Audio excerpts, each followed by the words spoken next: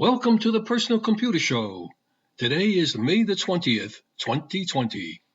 I'm Hank Key and my colleague is Joe King. Just a few words before we start the program. Armed Forces Day is also part of Armed Forces Week, which began on the second Saturday of May. Armed Forces Day was on Saturday, May the 16th, 2020. Many events and observations associated with Armed Forces Day were canceled or otherwise affected due to measures taken to combat COVID-19 pandemic. To our military men and women, we thank you for your services. We thank the first responders, all of whom deserves our appreciation and admiration. That includes healthcare workers, such as doctors and nurses, who now find themselves on the front lines of this fight against COVID-19. Also deserving of our gratitude are the police officers, emergency medical technicians, firefighters, and others who continue to respond to calls and medical emergencies. Keep them in mind as you do your part, and we'll get through this together. Do you know who has your personal data? Do you know how Facebook, Google, Amazon, and other big tech companies are using your personal data? Our website is www.pcradioshow.org. We are heard each Wednesday at 6 p.m. Eastern Time on www.prn.fm, streaming on the internet. Podcast of the program is also available on prn.fm on the internet. To listen to the live program on the telephone each Wednesday at 6 p.m. Eastern Time, the number is 641-793-7091. You can leave us a message with your question or comments at hank@pcradioshow.org.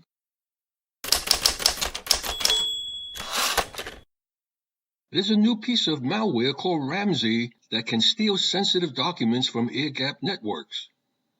What are air-gapped networks? Air-gapped systems are computers or networks that are isolated from the rest of a company's network and cut off from the public internet. Air-gapped computers network are often found on the networks of government agencies and large enterprises, where they usually store top-secret documents or intellectual property. Getting access to an air-gapped network is often considered the holy grail of any security breach, as these systems are often impossible to breach due to the air gap or lack of any connection to any nearby devices. Ramsay can now infect air-gapped computers, collect Word, PDF, and zip files in a hidden folder, and then wait for exfiltration, in other words, to pick it up at a later date. Researchers from cybersecurity ESET announced that they discovered a never-before-seen malware framework with advanced capabilities that are really seen today. Named Ramsay, ESET says this malware toolkit appears to have been designed with features to infect air-gapped computers, collect Word and other sensitive documents in a hidden storage container, and then wait for possible exfiltration opportunity. The Ramsay discovery is an important one because we really see malware that contains the capability to jump the air gap, considered the most strict and effective security protection measure that companies can take to safeguard sensitive data. ESET said that they've been able to track down 3 different versions of the Ramsay malware, one compiled in September of 2019, called version 1, and the other 2 in early and late March of this year, called Ramsay 2A and 2B. Each version was different and infected victims through different methods, but at its core, the malware's primary role was to scan an infected computer and gather Word, PDF, and zip documents in a hidden storage folder nearby to be exfiltrated at a later date. Other versions also included a spreader module that appended copies of the Ramsay malware to all portable executable files found on removable drives and network shares. This is believed to be the mechanism the malware was enjoying to jump the air gap and reach isolated networks, as users would most likely move the infected executables between the company's different network layers and eventually end up on an isolated system. ESET says that during its research, it was not able to positively identify Ramsay's exfiltration module or determine how the Ramsay operators retrieved data from air-gapped systems. However, while this aspect of the attacks remains unknown, real world have apparently taken place. They initially found an instance of Ramsay in VirusTotal. An ESET researcher said that samples was uploaded from Japan and led them to the discovery of further components and versions of the framework. The researcher has not made a formal attribution as who might be behind the Ramsay malware.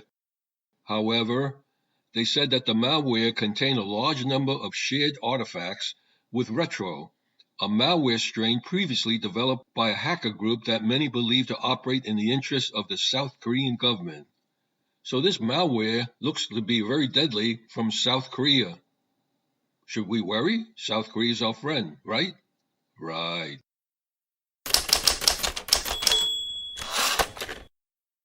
There is an oft-cited idiom, don't put all your eggs in one basket. China had positioned itself to be the least cost manufacturer in many industries, notably products and technology. There is now a very serious computer scarcity due to the coronavirus pandemic. The spread of the deadly coronavirus has rattled the tech industry. From iPhones to LCD televisions, much of the world's consumer technology is either made in China or relies on parts made there. China is the world's largest manufacturer of mobile phones, computers, and televisions. It exports billions of dollars of goods every year. Taiwan Foxconn has numerous factories in China, including a big facility in Wuhan. Yep, that's where the coronavirus outbreak started. And it isn't all about just Apple and Foxconn. There is a lengthy list of NAND and disk drive manufacturers with operations in China. Most notably, Intel, Micron, Samsung, SK Hynix, and hard disk drive components for Seagate and Western Digital are made in China.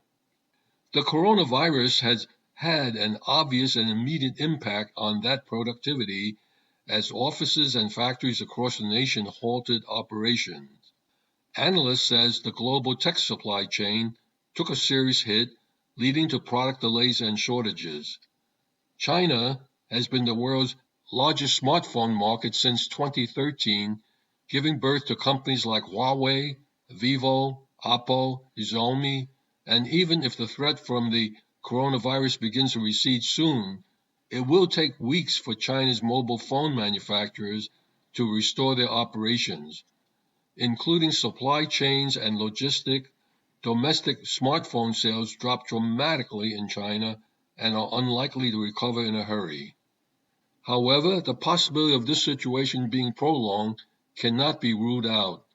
In the long term, the recovery of the supply chain will take a lot longer time, which will affect not only China and Asia Pacific, but also the global supply. Companies from elsewhere like Samsung, Google, Sony, and others have gradually moved their smartphone factories out of China in recent years, relocating to countries with lower manufacturing costs like Vietnam or India. But these companies still rely on China for many of the components used in their smartphones, such as sensors or glass screens. Apple's supply chain, for instance, remains deeply linked to China.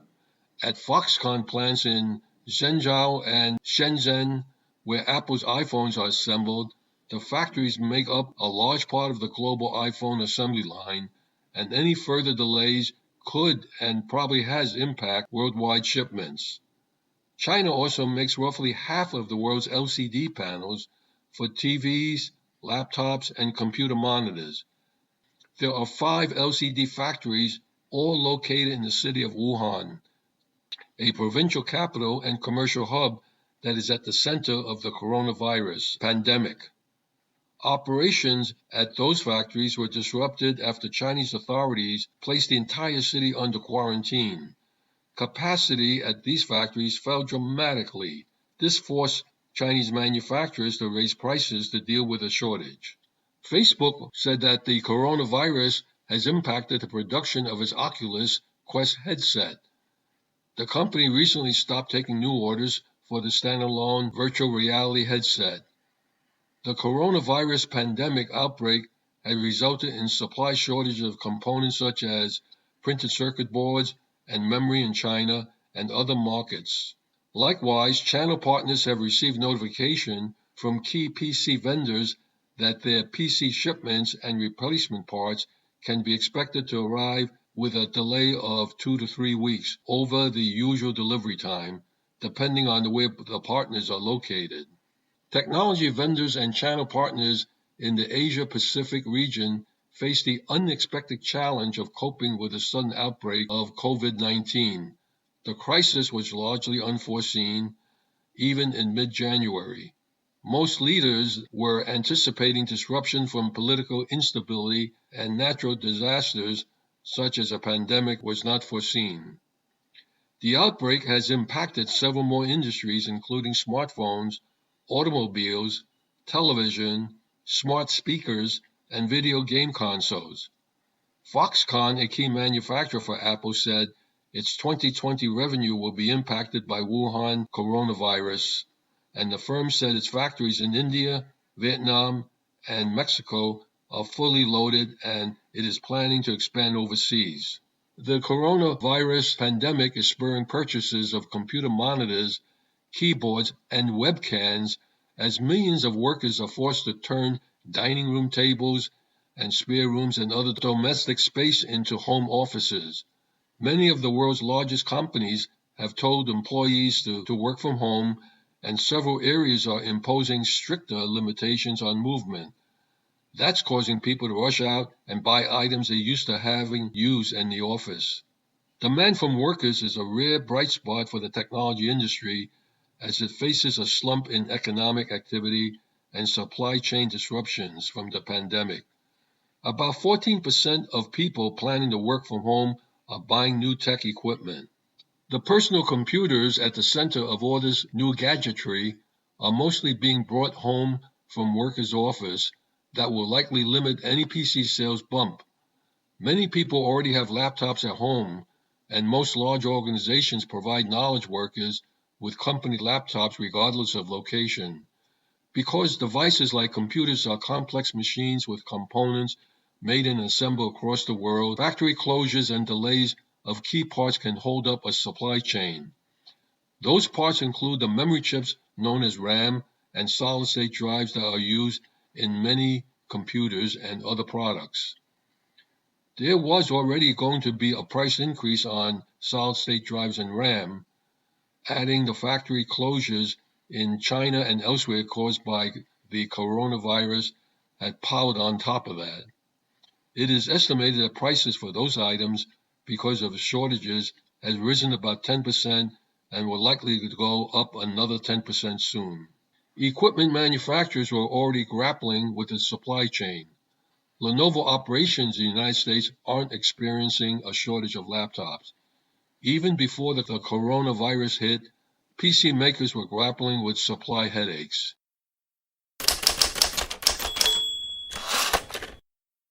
Presenting Benjamin Rockwell with his IT Pro Series. Conferencing calls lack standards and security. This is Benjamin Rockwell, and now it's time for business. This is where I give you some of my past experience, my current experience as a 30-year IT professional. Now, this next item kind of crosses a lot of different areas, including business. It started in business, conferencing calls. I want to talk about this is from a conversation I had recently in regards to why do they all have like different setups, and why is it all kinds of weird, and why do we have problems with security with them, and all a bunch of things. Our browsers, they all work on a primary language called HTML, Hypertext Markup Language. And this has been embraced by all of the different players in the game. What happened was they set up the hypertext markup language as the vehicle for us to move the information. So if you're working with Safari or SeaMonkey, whether you're working with Firefox or WaterFox, Chrome or Komodo, and just so you know, that's a bunch of different web browsers. You're familiar with Google Chrome, and maybe you're familiar with some of those others. But they all will work mostly the same.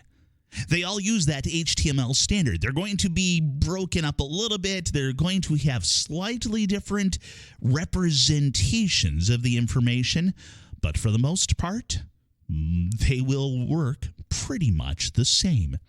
Web conferencing is different. There are so many different competitors in the market, and it's going to be a battle to see who comes out on top. Why is it going to be a battle? Because for many years, it's been an option out there, and we have used them, but we haven't used them on a daily basis.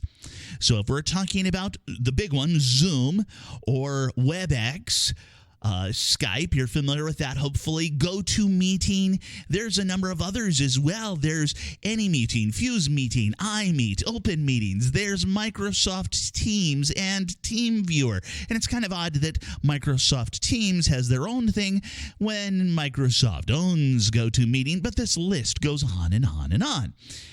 Each of them developed their own proprietary way of moving this information that we utilize.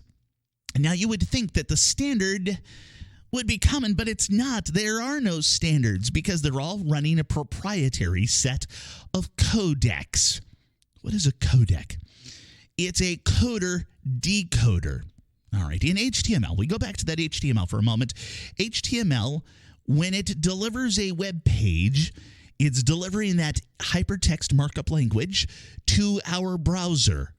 It's a set, plain English, mostly plain English, set of instructions. It works just like, hey, make this bold. Okay, great. Now this line is bold. Now let's unbold it. And that's all there is to it. It's simple language to learn. However, it's also small. When we look at a web page, we might be looking at 30, 40, 50K worth of information. Some of the longer pages might go up a little bit more. And then we're looking at the individual pictures, common standards for something called JPEG, something called GIF. In case you're wondering, yes, I call it GIF, not GIF. GIF is the peanut butter. Anyways, we go into this kind of framework here, and it's all set up, and it's been working for a long time.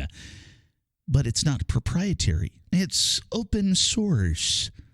The standards amongst the web conferencing, it's all proprietary. They code the information, that video information, a lot differently. Video, just so you know, works out not in kilobytes, but it's megabytes per minute. So there's a lot to this. And this is something where you're sending that information out. Your computer is encoding it and then sending it out to the other 10, 15, 20 people where they decode it. And they're also encoding their own. And then now your computer has to decode the information from 20 different computers. So this is something that turns into a battle because there is no standard. There isn't going to be for a while. What we're going to see, because it's all proprietary, is we're going to see a lot of people flock to one particular web conferencing unit or another. Even the granddaddy of all of this, WebEx, they were founded in 1996. But for many years, they focused on the corporate market. Even today, we actually didn't go with the old geezer, the old granddaddy. We went with Zoom. A lot of people went with Zoom, which went from 10 million basically daily callers to 200 million daily callers in a matter of a few weeks. And that number is kind of stifled because they had some security problems. So why security problems? Well, because we're moving this information, and it's all in different codecs. It's all in different forms of how we're moving the video, the audio, and encoding that in a secure manner is a problem. Additionally, we wind up with problems where Each of these folks is doing their own security, their own little way. So, yeah, all you had to do was guess a Zoom conference number, and you were most of the way there. WebEx at least you have to have the WebEx number, then you have to have the password, which can be set by the person, the host of the meeting, and we go from there. This is all going to be something that everybody's going to sort out over the course of the coming months. As for now, this is Benjamin Rockwell. Back to you, Hank. Amen. Thank you, Benjamin.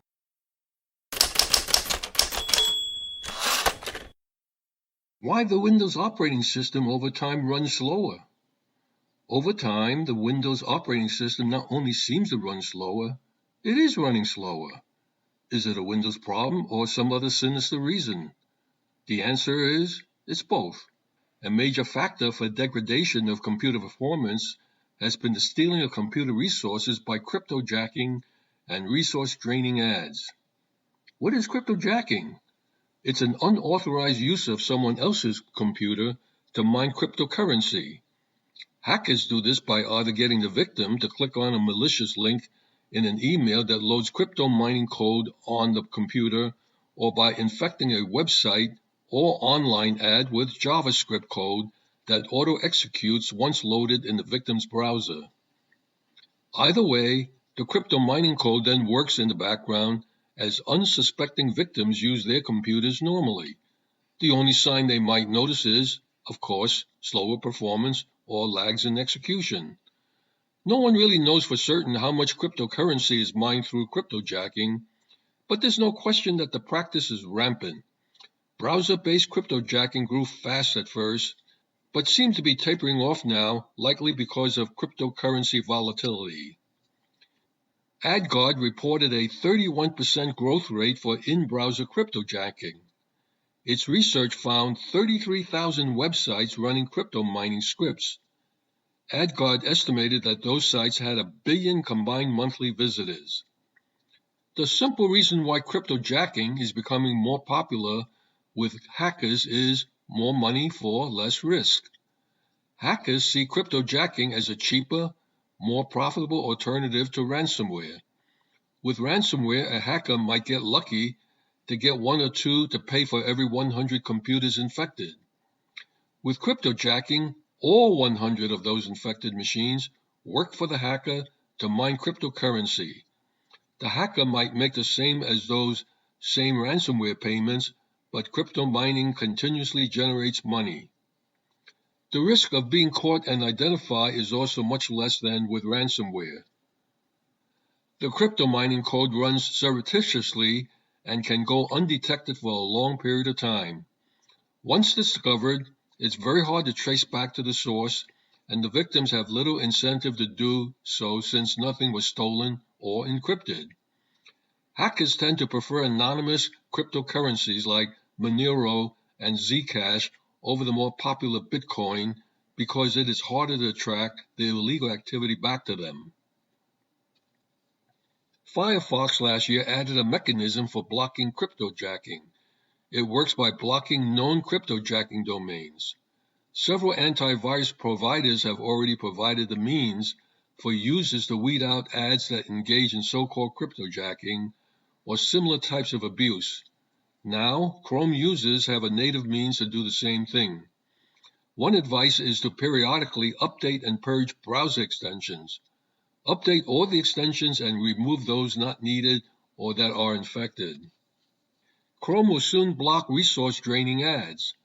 Google developers are rolling out a feature that neuters abusive ads that covertly leech your CPU resources and bandwidth. The move comes in response to a swarm of sites and ads first noticed a few years ago that surreptitiously use visitors' computers to mine Bitcoin and other cryptocurrencies. As the sites or ads display content, embedded code performs a resource-intensive calculations and deposits the mined currency in a developer-designated wallet. To conceal the scam, the code is often heavily obfuscated.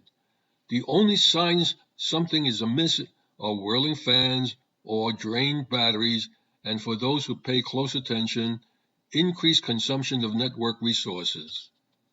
While the percentage of abusive ads is extremely low, somewhere around 0.3 of 1%, they account for 28% of CPU usage and 27% of network data. It has recently been discovered that a fraction of a percentage of ads consume a disproportionate share of device resources, such as battery and network data, without the user knowing about it. These ads, such as those that mine cryptocurrency, are poorly programmed or are unoptimized for network usage, can drain battery life, saturate already strained networks, and of course, cost money. To curtail the practice, Chrome is limiting the resources a display ad can consume before a user interacts with it. If the limit is reached, the ad frame will navigate to an error page that informs the user the ad had consumed too many resources. To arrive at the threshold for disabling an ad, Chrome developers measure a large sample of ads Chrome users encounter.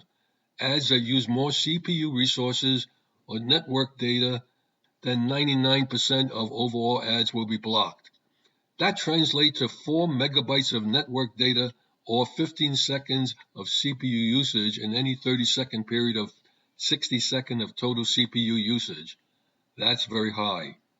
Chrome developers plan to experiment with the limits over the next few months and add them to the stable version of the browser by the end of August. The purpose of the delayed rollout is to give ad creators and tool providers time to incorporate the limits into their coding. Don't forget to review what is in Windows Startup as well as review programs and features through the control panel for what applications are no longer needed.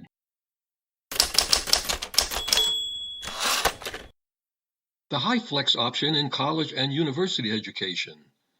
The coronavirus pandemic has affected all college and university education for the spring 2020 semester. For some schools, this will extend into the fall 2020 semester. When normalcy returns, classes on campus will return, but some schools will be opting for the Hyflex option.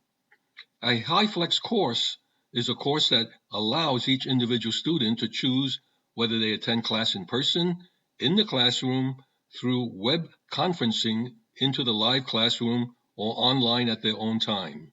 The Hyflex course model is one way colleges could educate students if their campuses are open but physical distancing remains. Around the country and the world, college and university leadership teams are immersed in high-stakes discussion about how to physically open their campuses to students as for in a way that is both physically safe and educationally sound. What is Hyflex?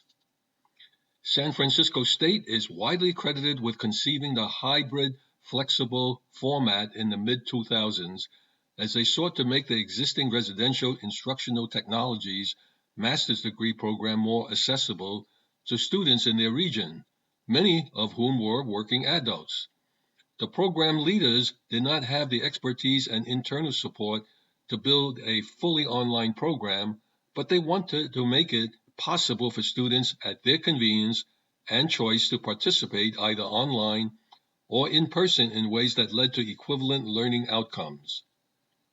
The model they developed beginning in 2006, but adapted over time, aims to make sure that students aren't penalized from a learning standpoint if they move back and forth between in-person and online participation in the class from week to week or even class session to class sessions. Instructors essentially must build a fully online course and a face-to-face version with the same learning outcomes in both. For some institutions, these decisions could make or break the difference between survival and closure. Many others still face significant pressures to open from students and, of course, their parents, who chose to spend their hard-earned dollars on a residential college experience and may take a pass if faced with a virtual one. Yet the countervailing pressures are significant too. To name a few, first and foremost, the health and safety of students, faculty and staff members, and those in surrounding communities, the ethical and legal risk of opening prematurely, possible local, state, and federal restrictions, and the logistics challenges of housing, feeding, and educating hundreds or thousands of students. In some ways, though, it's the in-between scenarios, neither fully in person, not fully virtual, that are most confounding and maybe the most difficult for most colleges to pull off. That potentially is where Hyflex comes in. It's a little unclear about both how and whether it might work for most campuses, but a lot of institutions seem to be considering some version of it. Lots of professors have created blended or hybrid courses that either incorporate digital elements into face-to-face classes or allow a student to participate in an in-person class from a distance. Typically, they decide which elements would be best delivered in person and which most effectively learn via technology and break up the course that way. With Hyflex, by contrast, professors don't have that luxury. You want to be able to create a fully online version and a fully face-to-face version and find ways to bring them together into a single course experience that has multiple participation paths, and the students get to control whether they're doing it online or in the classroom. Creating an instructional model that allows students to toggle back and forth between educationally comparable in-person and virtual formats depending on the circumstances at the moment has a lot of resonance at a time like this. Not only is there enormous uncertainty about whether campuses will be able to open physically, but the pandemic could interrupt the educations of many individual students if they or their family members get sick or are forced to quarantine. Educational interruptions are likely to be an increasing factor of the future, be they hurricanes or forest fires, and of course, pandemics.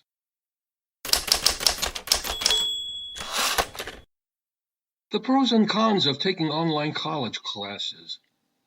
In the past decade, online learning has become more accessible as potential students discover that no matter what their daily obligations, they can find ways to obtain degrees while staying within their work and life schedules.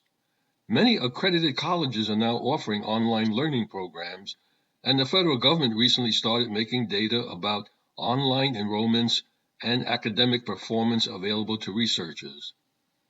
According to a March 2019 report published by the Inside Higher Education, more American private schools are embracing online education as a way to reach students whose socioeconomic status and life situations do not allow them to enjoy traditional campus programs. Widespread adoption of Internet technology has been the great enabler of online education. About a decade ago, not everyone was able to set up the equipment and services required to complete an online degree program. At the same time, not all colleges could figure out how to adapt their degree programs for Internet delivery. Another factor that initially held up the progress of online colleges was related to attitudes expressed by certain societal segments that impose an unfair stigma on any type of academic achievement earned outside the confines of the classroom. Thankfully, online education has come a long way, and it has reached a level of maturity bolstered by accessibility and legitimacy. As with everything in life, prospective students should take a good look at the advantages and disadvantages of an online college education, and these are some of the salient factors to evaluate. With little excuse for not pursuing higher education in order to obtain a degree, more and more people are turning to online classes in the hopes of fortifying their careers and obtaining, obviously, a good salary. Regardless of your obligations, you should be able to take advantage of the flexibility that online education provides, and there are virtually no drawbacks to mention in this regard, perhaps with the exception of choosing too many classes at once. Those who are new to online education should first become familiar with free internet courses to get a feel of how they work. If you are unemployed, have a family to raise, and housebound, live in a rural area, or find yourself constantly on the move, online learning provides a viable setting where you can actually fit classes into your schedule. The ability to study on your own time, as well as review classes and lectures again if you need to, is an extremely convenient factor. Most of your study materials, including lectures and texts, can be accessed whenever you need them. For many busy people who want to get ahead in their lives, learning at their own pace is a very smart way to obtain a college degree. Another positive aspect of online education is that technological innovations are being applied in practical and convenient ways such as rolling semesters. Some degrees make independent coursework dominant, which means that you can complete the entire curriculum requirements according to the schedule you set on your own without having to wait for a new semester to roll in. Through the Blackboard Learning Management System, degree programs that are 100% online are truly within your reach. Taking online classes is usually less expensive than taking on-campus courses at traditional universities. In general, online education requires fewer purchases related to textbook materials and travel costs, thus allowing students to save precious funds while earning their degrees. Wherever you can access an internet connection, your online coursework will be available, as long as you have the self-discipline required to maintain the continuity of your schedule and, of course, keep yourself on track. You will enjoy the freedom of taking online classes. However, with the freedom to take courses at your own pace comes the need for greater responsibility, requiring proper organization to create a workable schedule that you can realistically adhere to. You will only be at a disadvantage if you're not able to maintain this self-discipline. Devoting most of your time to completing online degree programs can backfire if you end up neglecting other aspects of your life. Remember to take advantage of the flexibility of online courses, which allow you to enjoy downtime that you can spend with friends and family. A potential disadvantage of taking online courses is that you are not thoroughly committed to getting your degree. It could take you years to complete the program. Doing your assignments, reading the required materials, interacting with your professors and peers, and taking exams are entirely up to you, as opposed to the campus experience where your sheer presence in the classroom filled with other students and a present professor helps to add pressure and urgency to fulfilling commitments. You may encounter a greater temptation to ignore obligations when you choose the online education route. If you are the type who are easily distracted, you may procrastinate. It is even worse when you do not have your eyes focused firmly on earning your degree, as this can cause you to drop out if you don't feel inspired. Taking online classes require time management skills to help you stay on task. Additionally, if you do not trust that the courses you have chosen are indeed essential for the knowledge you need in your given field, you may drop out through lack of interest.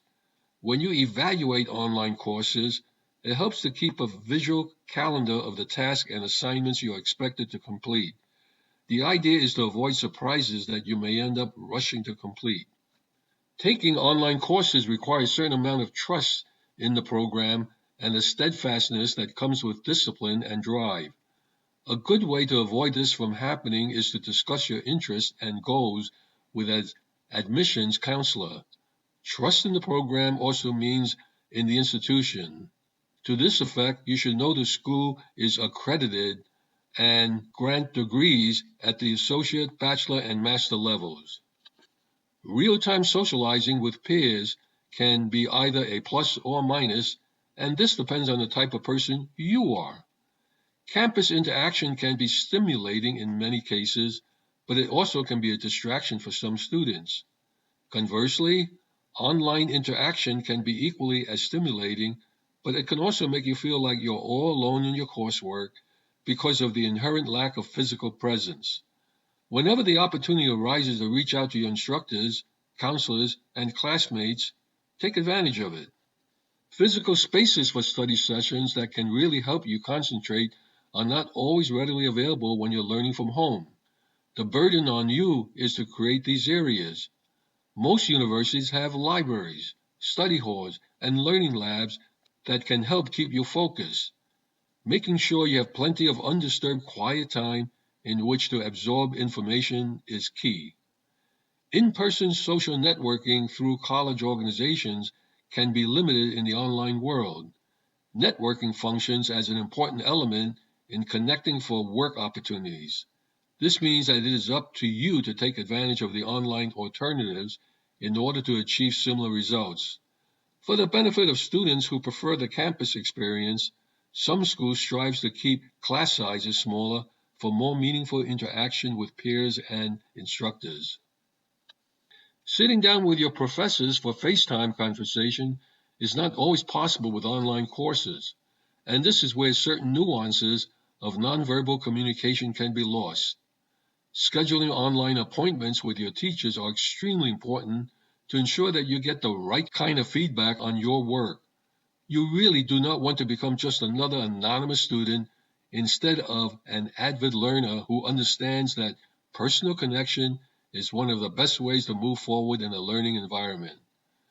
One of the most delicate areas when it comes to the pros and cons of taking online courses has to do with accreditation. Even today, many online educational facilities are not accredited, which means that your degree and qualifications may not be recognized or taken seriously by professionals such as potential employers. This also means that your credits may not be transferable to another university if you choose to pursue your education at another college. This can become a costly mistake if you have chosen your university incorrectly, both in terms of time and money. You need to learn more about the specific accreditation, licenses, and approval certificates of the school. Sometimes an online university will prevent an unrealistic time frame for completing your courses as you pursue a degree program.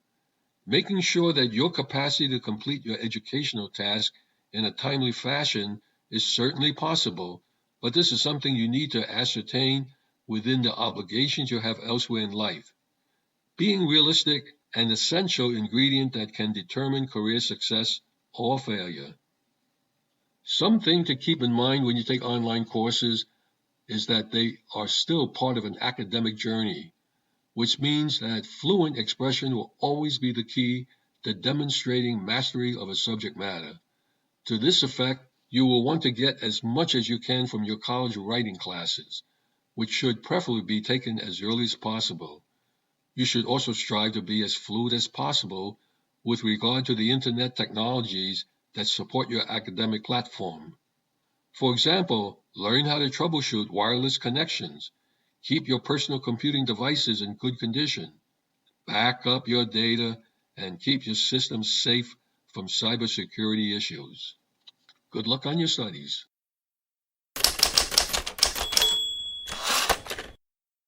Presenting Marty Winston with All Hands on Tech. The organizers for the CES show scheduled for January 2021 in Las Vegas is moving forward with the convention. They expect almost 200,000 attendees to visit the thousands of exhibitors in Las Vegas. Marty Winston has issued an open letter stating that there will be neither the wealth nor the health to justify a 2021 show as the world is still in the midst of the coronavirus pandemic.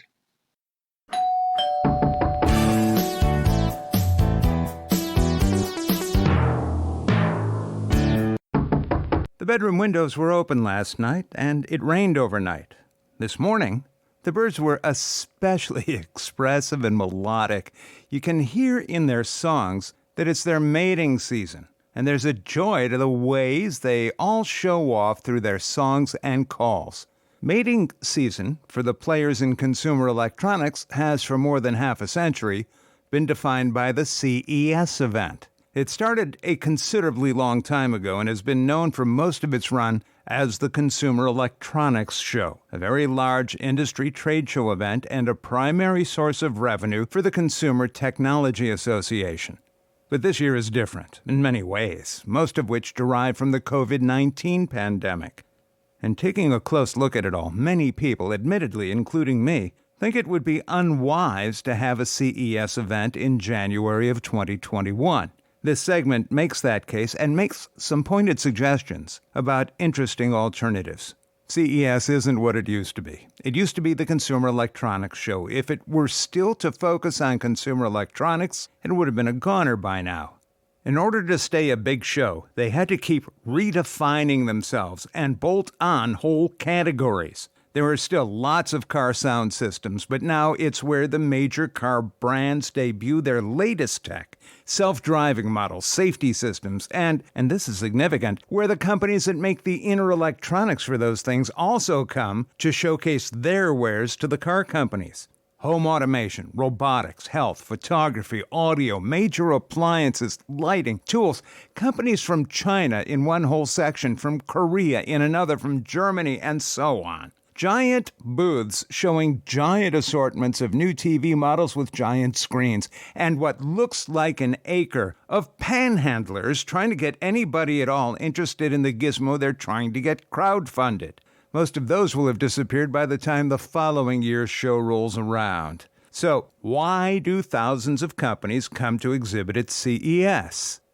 It's because of the 100,000 plus attendees who will be there, some representing stores or online sellers, some hoping to make connections to sell services or get a job, some, thousands in fact, members of the press looking for things to include in their coverage, some users or customers who got exhibitor guest passes, and a good many who don't fit in any of these categories. Thousands of companies and potentially hundreds of thousands of attendees, all inside one zip code. That's one way to see CES.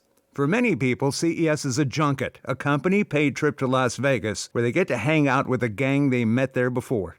It's like a class reunion, although not all of it has a lot of class. But for the CES that's still scheduled for January of 2021, there are some very significant questions, like who's going to pay for the party? Can they afford it? Who's going to feel safe getting to the party? Think about how many planes it takes to get even just 100,000 people to Las Vegas. People coming from all over the world. Then think about how many people will be in the airports they encounter at each connection on their way. How many will be in the shuttle buses, in the restaurants, in the casinos, at the parties and receptions and keynotes. And while you're at it, keep in mind that the USA's patient zero for COVID-19 was traced back to last January's CES and a guy who worked in both Texas and France.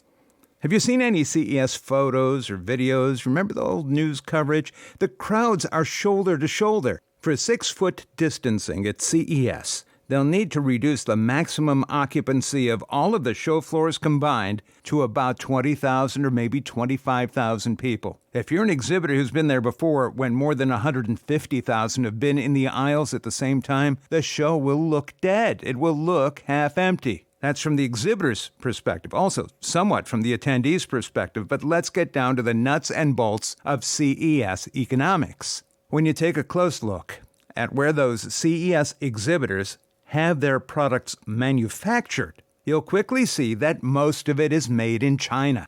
Can you remember earlier this year, before COVID-19 became such, shall we say, such an inconvenience in the USA, that the news was all about the massive outbreak in Wuhan and elsewhere in China? People there were required to shelter at home. Factories and businesses shut down. Shipping stopped. That's normal for a few weeks during the Chinese New Year, but this lasted a few months, even today.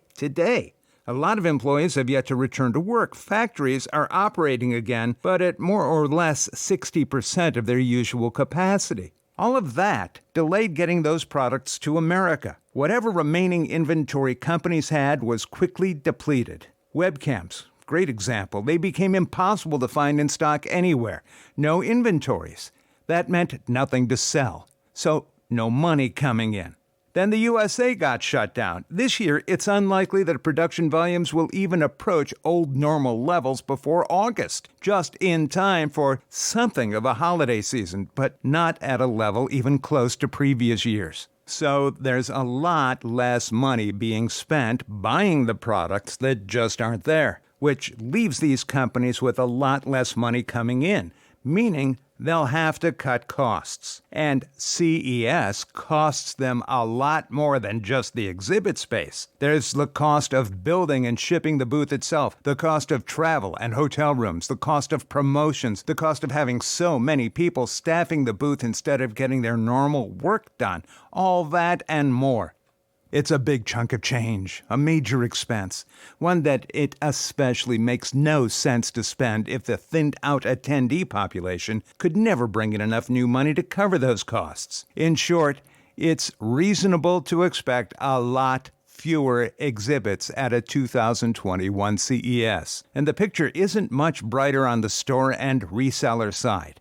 Consumer and business spending won't yet have recovered from unemployment, underemployment, shopping bottlenecks in the stores, depleted savings, maxed out credit, exploding personal debt, and income shortfalls. Economically, it's been a squeeze. When end customers have less to spend, resellers are smart enough to reduce the scope and pace of their ordering. And as a result of that, manufacturers are savvy enough to cut their forecasts, and that cuts their bottom line. So there's a lot less money on the table for everyone. Now, you may think that this is too gloomy a picture and that somehow, some way, reality will be better. Well, it could be true, but it's a long shot, a really, really long shot. If suddenly, and I mean bang, suddenly, between now and mid-June, a new and proven vaccine can immunize everyone against COVID-19, and a massive program somehow gets absolutely everybody inoculated by mid-July, then the restrictions on shopping and travel and being closer than 6 feet from everybody else and all of that can just go away. But if that doesn't happen, the normal cold and flu season will indirectly complicate everything, making respiratory paths, our breathing paths, more susceptible to COVID-19, and putting a new bump on the curve we worked so hard to flatten. In that context, one trade show more or less even, CES, is just an unnecessary distraction. Absent massive inoculations, there's no trade show that makes sense to hold. So here's an open letter to CTA, the Consumer Technology Association, about the 2021 CES. Dear CTA, we all love CES. We would all hate to miss a CES. But the reality for January 2021 is that it would be a mistake not to cancel CES. Economically, following a bad year, it presents too much of a financial hardship for too many of your exhibitors to suggest anything but a sparse event. Medically, it presents unnecessary exposure risks on too broad a scale to be anything but unconscionable. Still, the impact of CES on the health, reputation, and perception of consumer technology companies should not be underestimated. An alternative to the traditional event is worth pursuing, and by now, you should have received my unsolicited advice about that. It would only be a one-year lapse, one that circumstances completely justify. We look forward to joining you in throngs in January of 2022. I'm Marty Winston, and I approve that message. Next time, the long-awaited resolution of our retrofitting Frankenstein cliffhanger, and not without some scary twists and turns to the tale we call Igor the Switch. Don't miss it if you can. Marty, thank you. For all we know, there may be a delegation of 200,000 visitors from Wuhan that has already signed up to attend the CES show.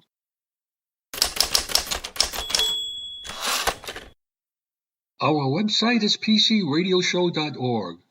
We are heard each Wednesday at 6 p.m. Eastern Time on prn.fm, streaming on the Internet. Podcasts of the program is available on prn.fm on the Internet. If you have any questions for us, just send us an email addressed to hank@pcradioshow.org. Just a reminder, wherever you are, we come together at 7 p.m. each day to give thanks and gratitude to the medical staff and essential workers. Ring a bell or make a joyful noise to show your appreciation for all those working on the front lines. In the meantime, stay in touch and remember to do regular backups. I'm Hank Key, and on behalf of Joe King, Michael Horowitz, Marty Winston, and Benjamin Rockwell, we thank you for listening. Stay safe and healthy. Until we meet again, same time, same station next week.